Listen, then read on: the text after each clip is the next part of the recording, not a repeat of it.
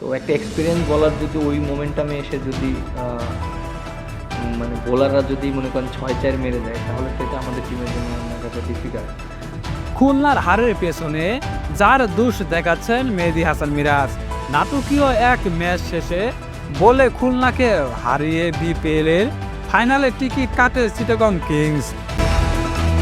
Match শেষে সংবাদ সম্মেলনে ম্যাচ হারের কারণ জানিয়েছেন খুলনার অধিনায়ক মেহেদী হাসান মিরাজ। সংবাদ সম্মেলনে মেহেদী হাসান মিরাজ আরও বলেন, আমাদের পরাজয়ের আসল কারণ ছিল হোল্ডারের তৃতীয় ওভার ইনিংসের 18তম ওই ওভারে যে 13 রান এলো সেটাই ঘুরিয়ে দিয়েছিল ম্যাচ। আন্তর্জাতিক এবং ফ্রাঞ্চাইজি টিকিট হোল্ডারের মতো অভিজ্ঞ বোলারদের কাছ থেকে এমন বোলিং আশা করিনি।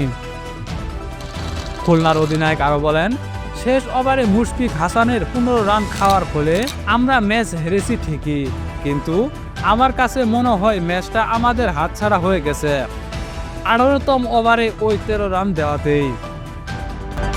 এদিকে শেষ বলে মুশফিককে কি করতে বলেছিলেন মিরাজ বললেন তিনি।